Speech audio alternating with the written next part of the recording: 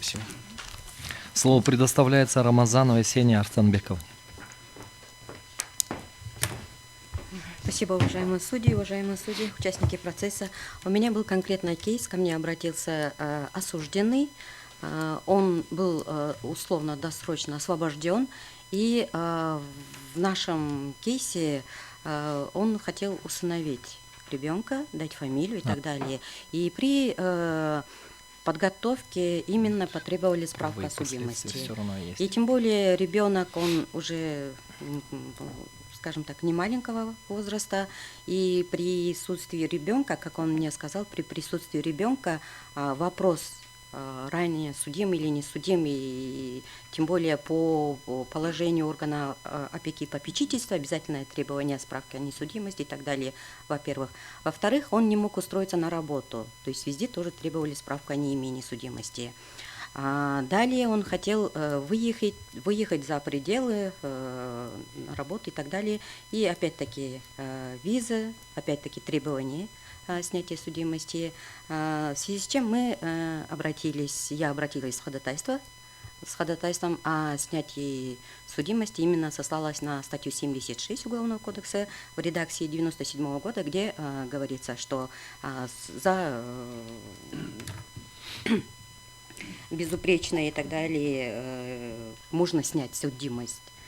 Районный суд, судья Медеров, он удовлетворил ходатайство, снял, получается, судимость. Но при обращении я не нашла в редакции 2021 года статью именно судимости. Я сослалась на статью 12 Уголовного кодекса Кыргызской Республики, которая предусматривает обратное действие уголовного закона.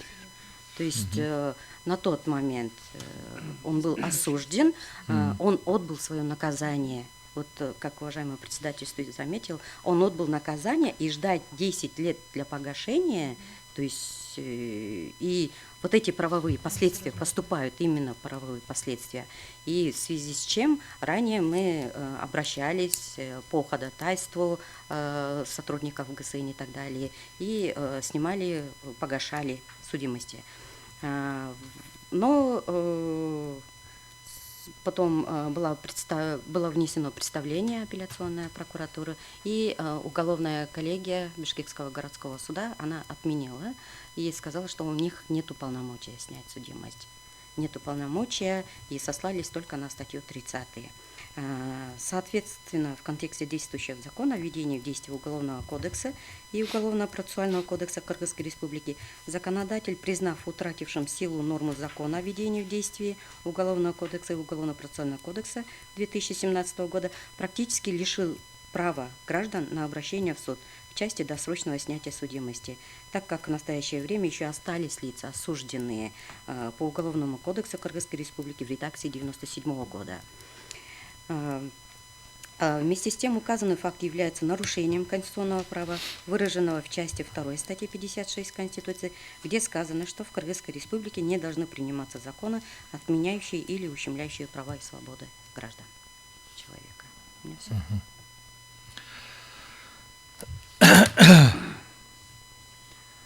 Самат Кыштыбекович, у вас есть вопросы? Нет. Уважаемые коллеги, есть вопросы? Да, пожалуйста.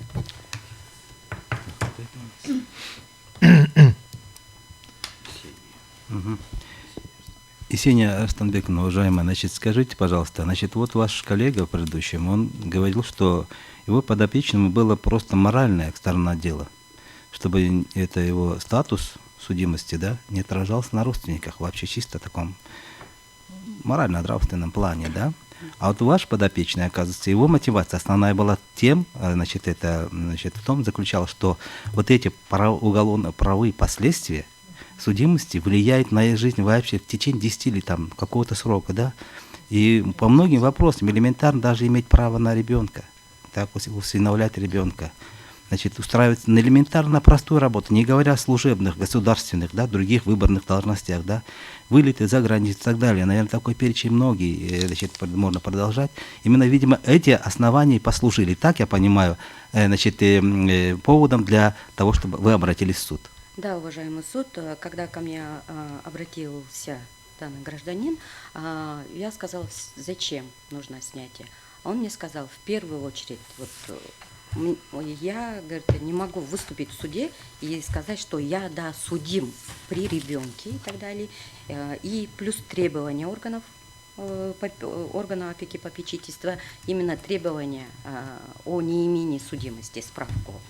То есть он мне показал справку, что там было написано «судимый» и так далее. И он хотел устроиться в ТЭЦ, я уже не помню кем, там тоже требование было, чтобы предоставить справку о неимении судимости. Так как суд не погасил и не снял судимость, справка все время выходила, что... Понятно, спасибо. Есть еще вопросы, уважаемые коллеги? Присаживайтесь. Спасибо. Присядем.